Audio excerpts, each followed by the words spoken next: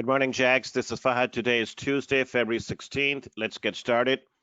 One stock that I'm watching closely this morning to see if we're going to see some follow through to the upside is SOHU, symbol SOHU, SOHU. Well, many are familiar that this is a Chinese social media outlet company that used to be a hot stock or has been a hot stock on and off. It has its time. Sometimes it runs very, very strong for quite some time, and sometimes it just goes into a long period of consolidation. We appear to be in a stronger momentum mode right now, and if you look at the price action, it has been emerging from a rather 6-month-long basing formation after a long period of time, and also the volume has started to pick up quite a bit. Elevated volume for several days last week as well, with power candles back to back. I've also seen some pretty aggressive call option activity pick up late last week in this stock.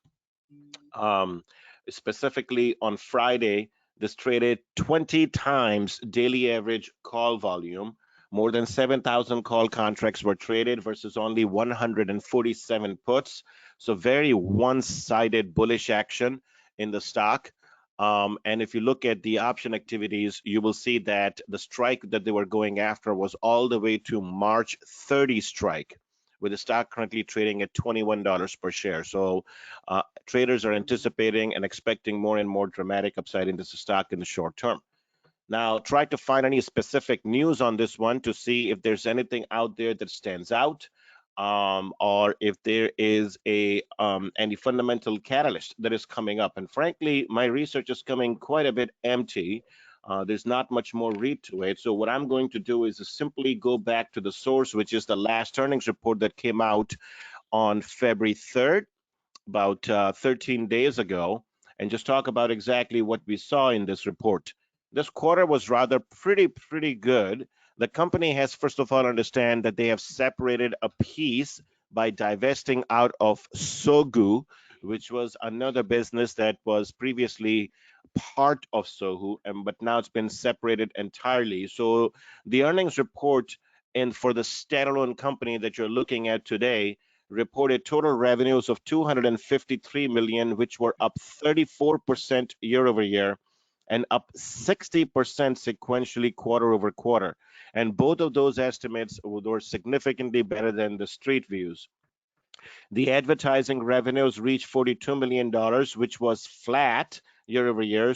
But the overall trajectory of the revenue growth, which was up 34%, is really driven by the online game revenues, which shot up by 49% year over year and 94% sequentially quarter over quarter. Rather remarkable growth emerged in the gaming sector.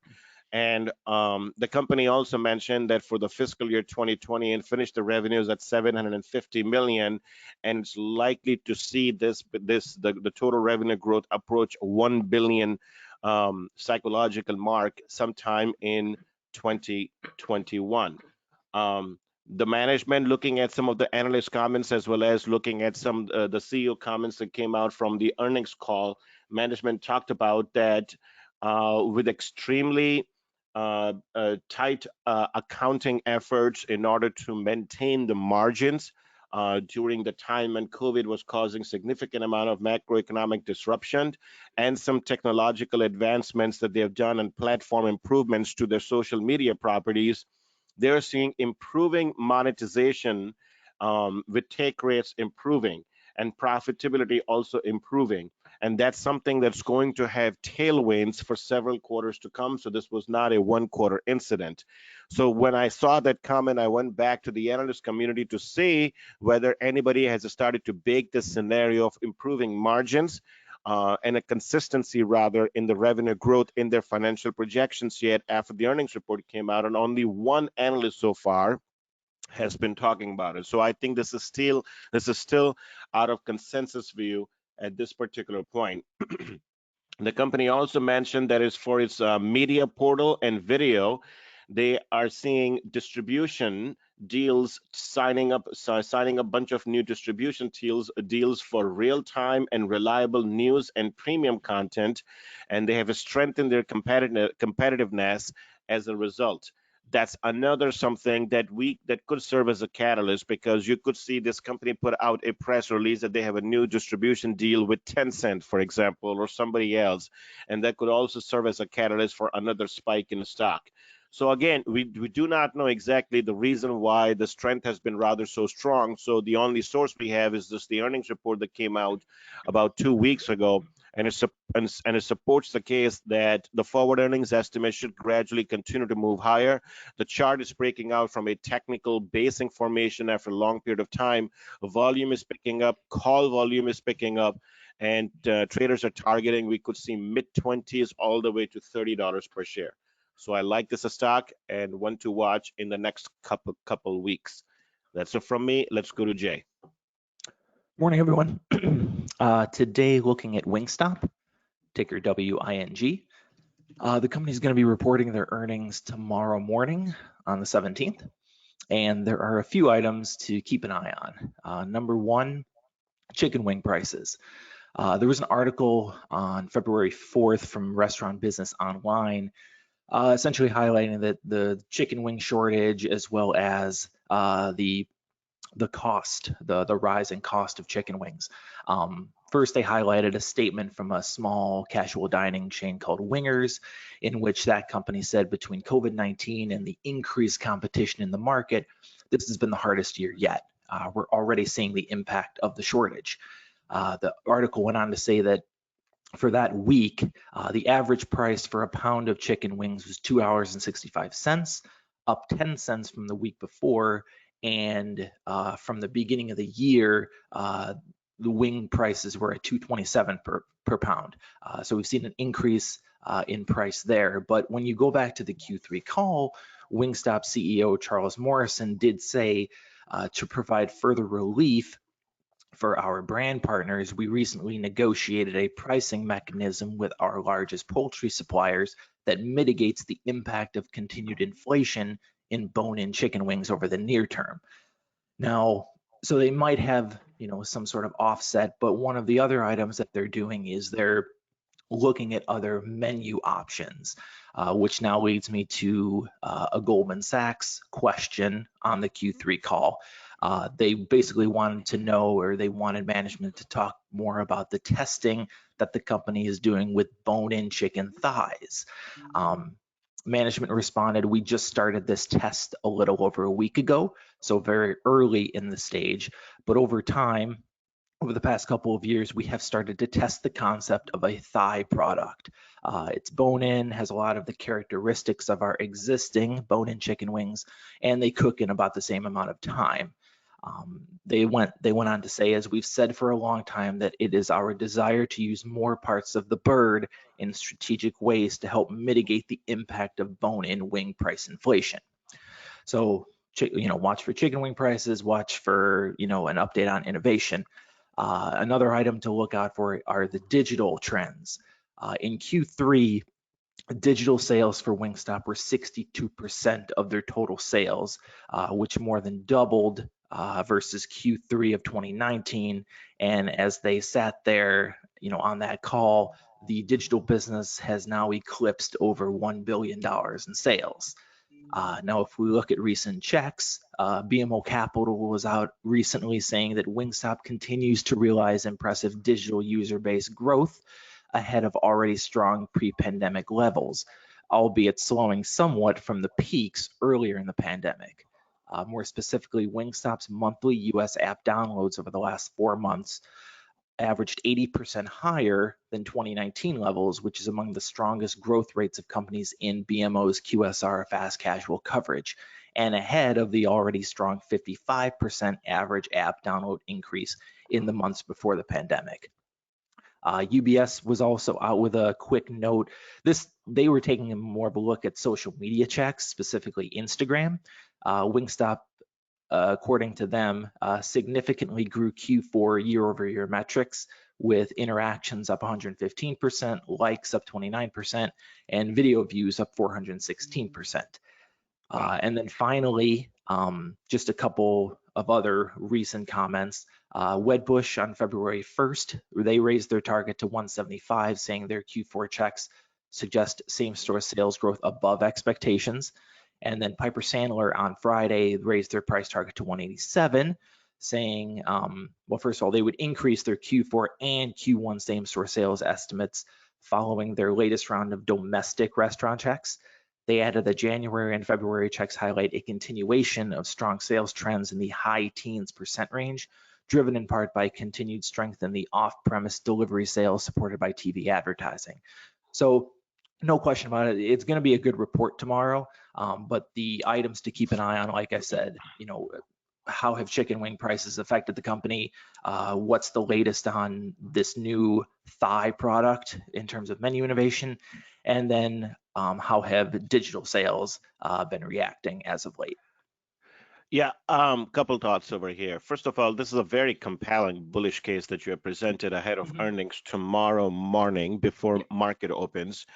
When I see 80% growth rate in digital sales, and I see app downloads up, did I hear 400%? That was that was on social media, so specifically Instagram. Yeah, I mean the metrics, the user metrics that you are talking about around the company are so strong, double digits and in some cases triple digit increases, that I wonder if the chicken wing, prices rising actually really matters at all, because it may easily be absorbed by the overall very strong trends that the company should report first thing tomorrow morning, and that should lead to a breakout in the stock price. By the way, that bone-in chicken thigh, I was trying to remember the last time I had something like that was there is a really, really good tapas, Spanish tapas restaurant near me that I used to go to before COVID, and used to love that dish, but haven't been there in more than a year. And I also want to just mention that just a qualitative factor around Wingstop. I remember that at a time when everything basically came, crashing down back in March of last year, and particularly the restaurant sector, which was hit absolutely the most. This thing literally took less than 3 weeks after that significant crash in March to return back to pre-COVID levels. It was incredible, and I was watching back then too. By the middle of February, by the middle of April, and the market was crashing in the middle of March. In less than a month, this thing had already overcome the entire weakness from its COVID crash. No other restaurant performed like Wingstop did during that time. I guess one could make the case that Chipotle was pretty strong too at the time, but there were so few that were standouts. And I also remember reading an article at the time from Goldman Sachs, which came out with a price target that was 80% above where the stock was trading at the time, making exactly the same case where they say that this company will actually experience even faster growth because of the technology that they built around the digital sales, precisely because of COVID. And when things do reopen eventually, we're going to see that growth becomes very sticky with its user base. And the growth rate is evident of that. 27% growth rate year over year for the 9 months that ended through September. I don't think there's any of the restaurants that come anywhere close to this. So I think we're going to see a pretty strong quarter tomorrow morning based on what we have learned and we know about this company. I don't know, honestly, my personal top would be, I don't think it's going to have much of an impact on margins, the rising chicken wing prices. I think investors will easily give it a pass. All right, great stuff. Let's go to Chronicle. Morning. Hope everyone had a nice long weekend. So I've been shuffling my portfolio lately, trimming a lot of the winners that are getting overbought and rotating into a lot of the newer ideas I've talked about lately.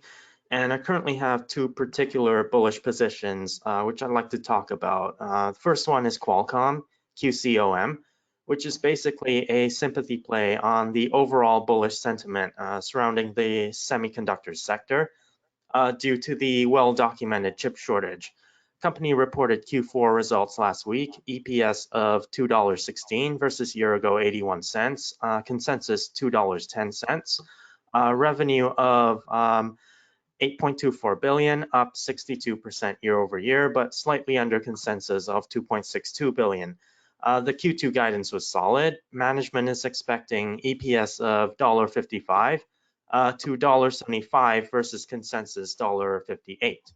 and revenue of $7.20 billion to $8 billion versus consensus 7.11. So those numbers were impressive in most respects. However, the stock still sold off anyway after the earnings, given how much the stock had run up, and likely a lot of the good news being priced in. But now that the stock has pulled back sizably, I think it's a buying opportunity. So as many already know, Qualcomm makes wireless network connection chips for smartphones, laptops, and other mobile devices. And looking at the earnings call transcript, notably the CEO Malenkov said that even though the Q2 guidance already beat consensus, the outlook would have been even stronger had the company not been supply constrained. And they expect the second half of the year to be very strong, driven by not just the iPhone, which is a significant part of their revenue mix, but also the Snapdragon 8CX for computers and automotive 5G. And then separately, if we look at the latest checks from KeyBank in the slides that I sent, the year-over-year change in spending on Apple products is currently accelerating sharply, just under 60% for January, despite holiday season already being over. And the analyst John Vin also stressed in this note that the sale of iPhone 12 continues to outpace the prior iPhone 11 cycle. Like it's been persistently tracking above the iPhone 11 cycle. So this is a good read for Qualcomm, and I guess it's also positive for Cirrus Logic. Now, one thing I do want to stress is that Apple is currently laying the groundwork for becoming more self-sufficient in sourcing its components. And so even though Qualcomm has already gotten past its litigation headwinds with Apple and Huawei, as well as the recent antitrust case in the US, there is still a potential headwind further down the road if Apple decides to create its own components. And so because of that, I do think there are better semi names to own over the longer term relative to Qualcomm. But the reason why I'm putting this trade on in this stock is because I like the technical picture. Because if we look at the annotated chart, the stock has pulled back to a confluence of volume profile and trendline support with earnings out of the way. And given the quantitative and qualitative guidance that management provided, and also the Apple checks from KeyBank, I think the stock can revisit the recent high of $165 over the next couple of months. Yeah, very interesting and very good update over here. In fact, I was eyeing an entry into call options myself in Qualcomm last Friday, precisely because of what we're seeing in the chip sector. I want to add some color to this because while the bull case and particularly around technicals is pretty well laid out, there's something that I wrote about back in July when we had an official trade open in Qualcomm at the time, which is right over here. And we closed this trade with 110% gain. A couple of weeks later in these October 97.5 call options at the time. But I discussed and I titled the trade alert based off this too, called mmWave. And this paragraph from that note is worth mentioning. Millimeter wave RF, right here, let me make this bigger. Millimeter wave RF is slowly becoming mainstream, with US carriers now requiring all smartphones to support mmWave, and other countries like Japan and Korea ramping mmWave deployment as well. Qualcomm is the market leader in mmWave RF, capturing 100% of the market in 2020, according to the management in a virtual conference call in May. The RF front-end content cost, all components of non-mmWave 5G phones, is estimated to be $30 per unit, and pricing generally goes all the way up to $60 for handset equipped with millimeter wave capabilities, depending on the number of millimeter wave antennas. Bank of America had a very, very interesting note out saying, Bank of America estimates that providing millimeter wave RF solutions could contribute $5 to $10 billion to revenues by fiscal year 2022. That's not far out. That's just next year. This piece alone, which company has a commanding leadership with 100% capturing 100% of the market in 2020, this could increase company's total revenues by 50% from the current annual revenue run rate in the next 2 years. And when iPhone 5G came out in September last year, that basically accelerated this particular move in the company's favor. I think this mmWave view is still not something that gets talked enough, and that's what supports the forward earnings outlook for fiscal year 2022. So I like this a lot, especially with the chip shortage that is going on too. Really interesting pullback, provides a very good entry over here. Next one, you have, let's see, which is that one? Scorpio Tanker? Yep, so this next idea is more of a longer term play where I'm giving it a 12 to 24 month horizon. This company is Scorpio Tankers, STNG, and I'm currently long LEAP January call spreads for about $3 and had this position for a couple of weeks now. So if the stock more than doubles from here and gets to my target of $40+, I'm potentially looking at greater than 600% return versus the debit I paid. So to give a bit of background here, even though I've never had a position in the stock prior to this, one thing I've noticed from following this company on and off for the last couple of years is that it does have a bit of a cult following where these investors have been holding the stock for years and waiting for that multi-bagger turnaround to happen, only to have their hearts broken time and time again. And that also includes the company's president, who has been purchasing thousands of call options contracts in the stock for almost a couple of years now, which has sort of become a running joke among the investor community. Now, that said, having been on the sidelines for long enough, I believe now is a good time to finally pull the trigger and get long. So to summarize what the company does, they're the largest operator globally of refined petroleum tankers. Size of their fleet is currently 135, with an average age of just over 5 years, which is significantly younger than industry average. And on top of that, more than 70% of this fleet is already fitted with exhaust scrubbers to satisfy ESG guidelines. In terms of the company's financials, so my bull case here is actually more of a cash and debt repayment story rather than an earnings-driven one. One thing that has to be stressed is that this oil tanker industry is very boom and bust, particularly because it's right smack in the middle of the entire value chain. So naturally, the historical revenue and EBITDA kind of reflects that. But if we turn our attention to the cash and debt situation, we can start to see why the market had been heavily punishing the stock throughout COVID. And that's putting aside the initial spike in April from when the oil futures price went negative, if you remember. So that sudden demand for storage sort of pulled forward a lot of the future earnings. And then the market soon realized it would result in the subsequent quarters during the pandemic becoming an even bigger cliff dive. So that didn't help the stock either. But the important thing I wanted to emphasize here is that the reason why this company has been taking on a mountain of debt is mostly twofold. Number one, they've been allocating nearly $400 million in CapEx to fit the majority of their tankers with environmentally friendly scrubbers and waste treatment systems. And these scrubbers don't come cheap because the manufacturers know that lots of countries are going to be making it mandatory over the coming years. Number two, if we look on the next slide, Scorpio has been taking advantage of the low interest rate environment to build and amass its fleet.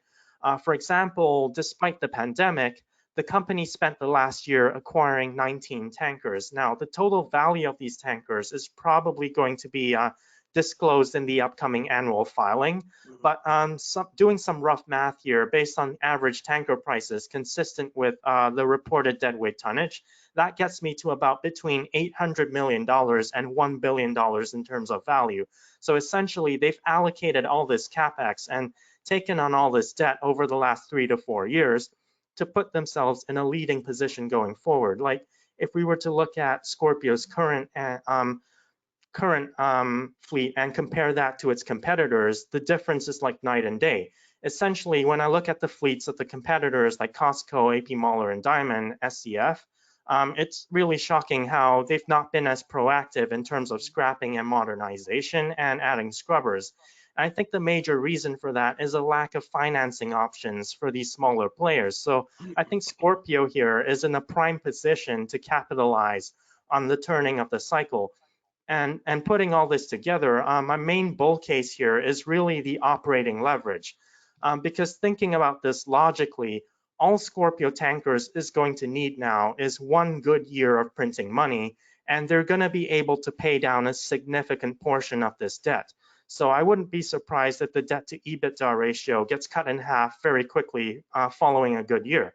Now, if we look at the chart summarizing the financials, we can see that consensus is being quite conservative and forecasting a sizable decline in revenue and EBITDA for 2021, followed by slight improvement in 2022. I believe these estimates are too low because I think the analysts are underestimating the petroleum demand that's going to come back as the global economy reopens, which is going to result in refineries collectively underproducing relative to demand due to excessive closures, which took out 1.4 million barrels per day of capacity. And on top of that, the new building order book for tankers as a percentage of fleet is currently at historical lows. So all of this in turn is going to be positive for Scorpio's daily rates and ton-mile services because of pricing power. And in terms of additional catalysts, management said in the last conference call that the Middle East will also be adding more than 1 million barrels of complex refining capacity over the next year and a half. So that's another tailwind to look out for. Therefore, it's basically a win-win whether or not enough capacity comes back online. And the reason why I'm mentioning all of this is because if we look at this screenshot that I took from the company's Stifel presentation last week, the company is saying here that the CapEx is almost done. Management is guiding to just $58 million of CapEx for this year, plus the remainder of last year, versus nearly $400 million in CapEx on ESG compliance since 2018. They're also estimating that $1,000 per day increase in average daily rates is going to generate $49 million in incremental annualized cash flow, and an increase in average daily rates from $20,000 to $25,000 is going to result in a 57% increase in net cash flow to over $650 million. And then assuming $500 million EBITDA, I can potentially see the debt to EBITDA ratio falling as low as 4.7 versus 18.2 currently. And then after that, we can start thinking about the shareholder returns. The company reports later this week, so we're going to get additional color on the management outlook. But because this is a very long-term play, I'm not too bothered about how the stock reacts. Technically, the stock is overbought on the daily chart, so I think we will have a pullback at some point. But if we look at this annotated monthly chart, I'm ultimately looking for a return to the long-term resistance level of $42 over the next 1 to 2 years. So basically, if the stock dips after earnings, I think it's a buying opportunity. This is a value play. The stock is currently trading at 0.3 times to book, but it's speculative because of the high amount of debt. Not only it's trading at 0.3 times book value, but based on this slide, the one before this, right here, in which you talked about that an increase in daily rates from 20 to 25,000 would translate into basically a 50% increase in free cash flow, 57% increase in net free cash flow for the company. That would make the case that this stock is trading at only 1.3 times free cash flow, and that gives them plenty of firepower to deploy that, because the capex is basically coming to an end. So they're going to have all that free cash sitting around. They can pay this in form of dividends, do share buybacks, do acquisitions. They can do a lot of fun things, or just pay down the debt. A lot of things they can do which will further improve the fundamental condition of the company. So you're very bullish on this one, and I like this. This is one of those way out of the box bull cases. 16 to 42, from $16 per share to $42 per share, which is your price target over the course of next 12 months. That's 160% return, right? That's substantial from here. And then who knows, long term, this used to be at one point $100 stock if you go back 5-6 years ago, right? Could be a long runaway all the way up until that point. Deep value, a kind of a name that nobody would care to talk about, but here we are because we follow the cycles, and when the cycle turns, things go from being extremely depressed to just flying nonstop. Great stuff. I like the story. Very impressive presentation over here, Chronicle. Once again, long-term chart over here. This is the 3-year chart, and if you look at the long-term 15-year chart, you will see where it's at. Could be a runner for many months and quarters to come. All right, folks, we're going to stop over here much longer than normal than we typically do, but you've got some plenty of really good content over here. So with that said, we'll see you in the chat room shortly.